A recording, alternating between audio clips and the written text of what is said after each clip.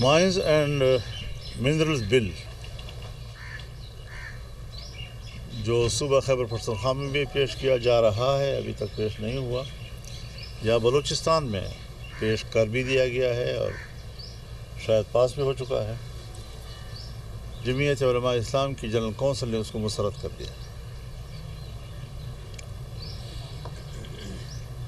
میں یہ بھی واضح کرتا چلوں کہ ہمارے بلوچستان اسمبلی میں ہمارے کچھ پارلیمانی ممبران نے اس کو ووٹ دیا ہے، تو ان سے باضابطہ طور پر وضاحت طلب کر لی گئی اور ان کو شوکاز نوٹس جاری کر دیے گئے۔ اگر جماعت ان کے جواب سے مطمئن ہوئی تو پھر ظاہر ہے کہ اس عذر کو، اگر کوئی واقعی جائز عذر ہے تو قبول کیا جا سکتا ہے، اگر جماعت مطمئن نہ ہوئی تو پھر ان کی رکنیت ختم کر دی جائے گی۔ ہمیں اس کی کوئی پرواہ نہیں ہے کہ اسمبلی میں ہماری تعداد گھٹ جائے گی، ہمارے ممبران کی تعداد کم ہو جائے گی، نہیں، اصول ہوتا ہے، اور میں مرکزی امیر ہوتے ہوئے بھی پارٹی پالیسی سے انحراف نہیں کر سکتا، تو ہمارے دوسرے ساتھی کیسے کریں گے؟ اور پارٹی نظم سب سے اولین چیز ہے، اس کے لیے کسی فرد کو قربان کیا جا سکتا ہے لیکن پارٹی کو قربان نہیں کیا جا سکتا۔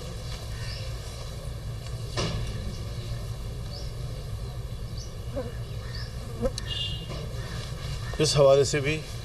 جو پھر آئندہ مستقبل میں فیصلے ہوں گے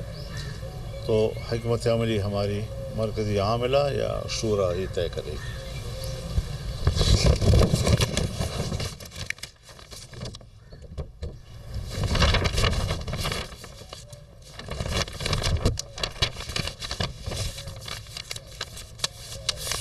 یہ بتائیے گا، آپ نے جیسے مجلس عمومی کے فیصلوں کے حوالے سے آگاہ کیا اور آپ نے کہا کہ اشتراک عمل جو ہے وہ سیاسی جماعتوں کے ساتھ ہو سکتا ہے، لیکن آپ کے لاہور کے اجلاس کے بعد ایک بات سامنے آئی کہ آپ منصورہ گئے اور اس کے بعد ایک اتحاد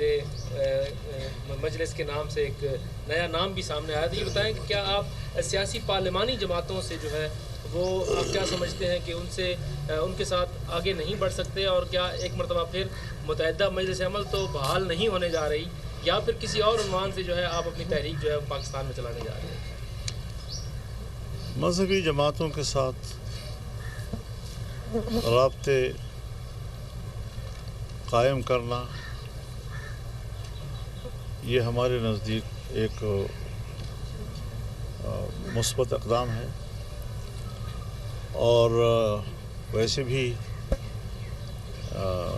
ایک عرصہ ہوا میں منصورے نہیں گیا تھا، نئے امیر ان کے منتخب ہوئے تب بھی میں نہیں جا سکا، اور انہی دنوں میں جب ہماری مرکزی مجلس عمومی کا اجلاس ہو رہا تھا تو پروفیسر خورشید صاحب کی وفات بھی ہو گئی، تو تعزیت کے لیے بھی پھر میرا جانا وہاں ضروری ہوا، اور انشاءاللہ اس رابطے کے مثبت اثرات سامنے آئیں گے۔ جہاں تک ہے مجلس اتحاد امت کا تعلق، اس کا جماعت اسلامی کے دفتر جانے سے کوئی تعلق نہیں۔ یہ جو ہم نے اسلام آباد میں کنونشن کیا تھا جس میں مولانا مفتی محمد تقی عثمانی صاحب اور مفتی منیب الرحمان صاحب یہ سارے حضرات شریک تھے، تو اس کنونشن سے یہ نام تجویز کیا گیا تھا، اس کنونشن سے۔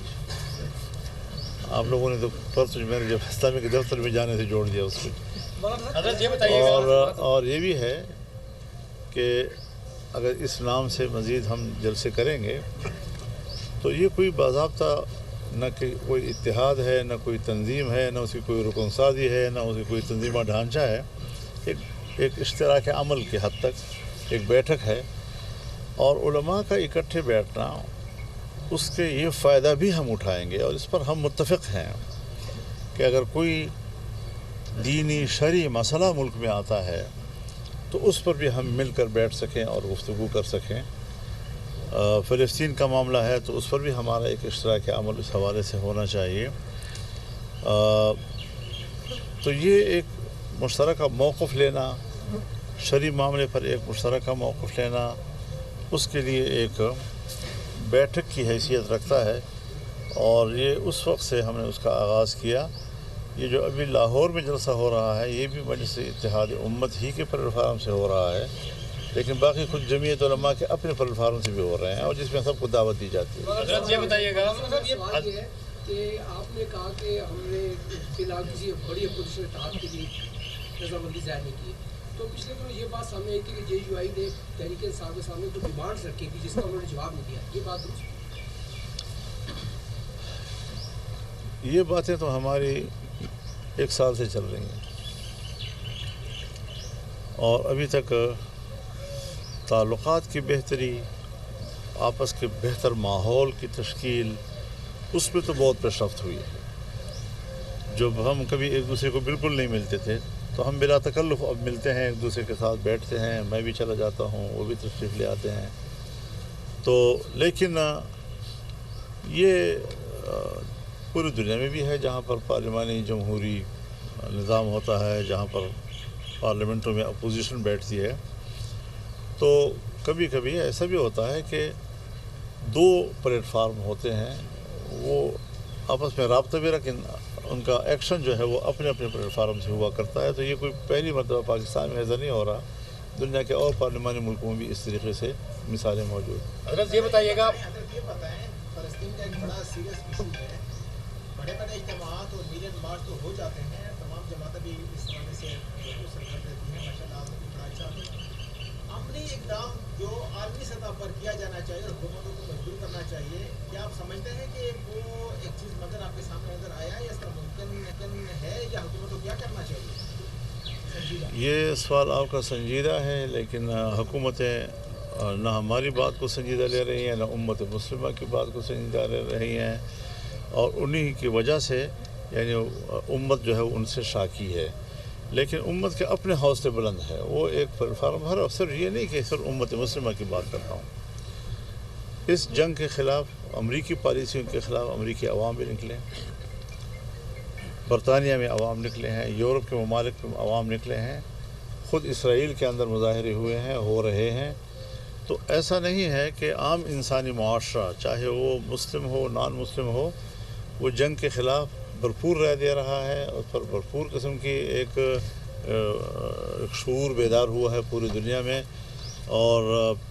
اسلامی دنیا سب کی نظر اس حوالے سے پاکستان کی طرف ہوتی ہے، کیونکہ پاکستان واحد ملک ہے جس کے اندر ایک ماحول موجود ہے کہ جہاں سے عوامی آواز اٹھ سکتی ہے،